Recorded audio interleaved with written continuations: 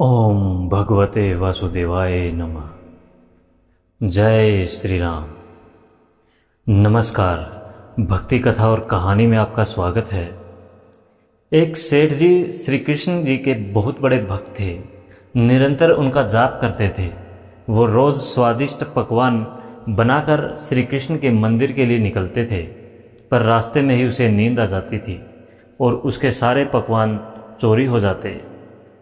वह बहुत दुखी होता और कान्हा से शिकायत करते हुए कहता, हे कान्हा, ऐसा क्यों होता है? मैं आपको भोग क्यों नहीं लगा पाता हूँ? कान्हा कहते हैं, वत्स, दाने दाने पे लिखा है खाने वाले का नाम। वो मेरे नसीब में नहीं है, इसलिए मुझ तक नहीं पहुँचता। दाने दाने लिख दिया विधि ने भाग्य का लेख। श्री कृष्ण वही खा जाते हैं जहाँ प्रेम की रेख। हर दाने पर किसका भाग्य लिखा है, यह ईश्वर पहले से तय कर चुके हैं। जहाँ सच्चा प्रेम होता है, वहीं श्री कृष्ण उस भोग को स्वीकार करते हैं। सेठ थोड़ा गुस्से से कहता है, ऐसा नहीं है प्रभु, कल मैं आपको भोग लगाकर ही रहूँगा, आप देख लेना। और सेठ चला जाता है।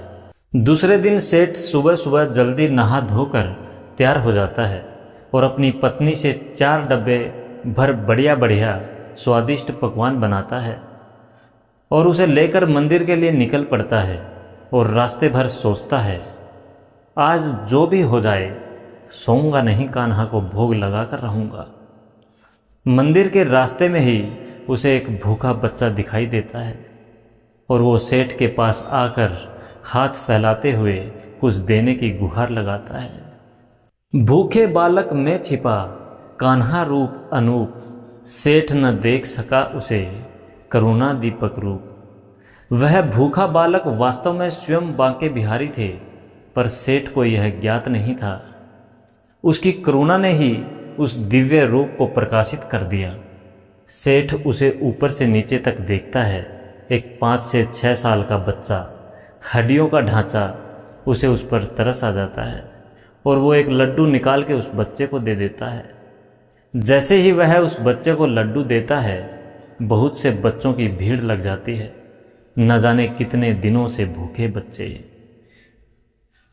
सेठ को उन पर करुणा आ जाती है। उन सब को पकवान बांटने लगता है। देखते ही देखते वो सारे पकवान बांट देता है।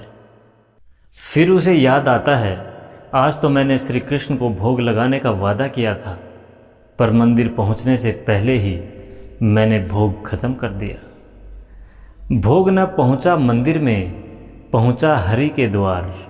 जहां दया का दीप है, वहां साक्षात अवतार।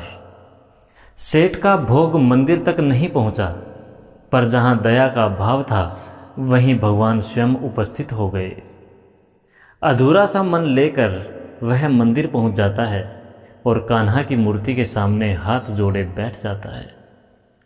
कान्हा प्रकट होते हैं और सेठ को कहते हैं, लाओ, जल्दी लाओ, मेरा भोग, मुझे बहुत भूख लगी है, मुझे पकवान खिलाओ। सेठ सारा कर्म कान्हा को बता देता है। कान्हा मुस्कुराते हुए कहते हैं, मैंने तुमसे कहा था ना, दाने दाने पर लिखा है खाने वाले का नाम। जिसका नाम था उसने खा लिया, तुम क्यों व्यर्थ चिंता करते हो?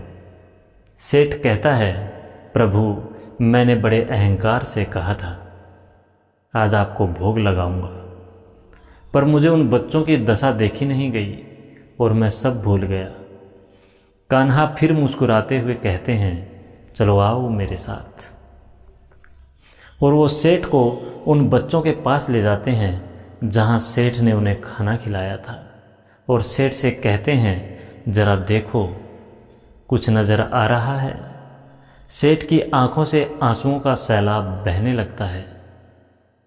स्वयं बांके बिहारी लाल उन भूखे बच्चों के बीच में खाने के लिए लड़ते नजर आते हैं। सेवा करुणा प्रेम से पथ पाते भगवान, मूर्ति में नहीं बसते, बसते जीव प्राण। भगवान मूर्तियों में नहीं, बल्कि जीवों के हृदय में बसते हैं। जहाँ प्रेम, सेवा और करुणा का निवास होता है। कान्हा कहते हैं, वही वो पहला बच्चा है जिसकी तुमने भूख मिटाई। मैं हर जीव में हूँ, अलग अलग भेष में, अलग अलग कलाकारी में। नसीब का दाना वही पहुँचे जिसको ठान। श्री कृष्ण स्वयं रखवाले हैं, कौन करे नुकसान। जिसके नसीब में जो लिखा है वह उसे अवश्य मिलेगा, क्योंकि स्वयं श्री कृष्ण उस भाग्य के रखवाले हैं, कोई उसे रोक नहीं सकता। अगर तुम्हें लगे मैं ये काम इसके लिए कर रहा था पर वो दूसरे के लिए हो जाए, तो उसे मेरी ही इच्छा समझना, क्योंकि मैं तो हर कहीं हूँ। बस दाने नसीब की जगह से खाता हूँ। जिस जिस जगह नसीब का दाना हो वहाँ पहुँच जाता हूँ। फिर इसको तुम क्या, कोई भी नहीं रोक सकता, क्योंकि नसीब का दाना नसीब वाले तक कैसे भी पहुँच जाता है। चाहे तुम उसे देना चाहो या ना देना चाहो, अगर उसके नसीब का है तो उसे प्राप्त जरूर होगा। सेठ कान्हा के चरणों में गिर पड़ा और कहता है, आपकी माया आप ही जाने। प्रभु मुस्कुराते हैं और कहते हैं, कल मेरा भोग मुझे ही देना, दूसरों को नहीं। प्रभु और भक्त हंसने लगते हैं, उसकी हर इच्छा में उनका धन्यवाद करें। जय श्री कृष्णा। दाने दाने पर लिखा है, किसका है वो भाग। कान्हा हर रूप में रहते, हर मन में अनुराग। जो भूखे को प्रेम से दे, वही सच्चा भोग लगाए। भगवान तो वहीं मिलते जहाँ करुणा मुस्कुराए। राधे राधे प्रेम ही प्रभु की पहचान कहलाए। राधे राधे। जय श्री कृष्णा। हरि नाम ही सच्चा धन है। ओम भगवते वासुदेवाय नमः।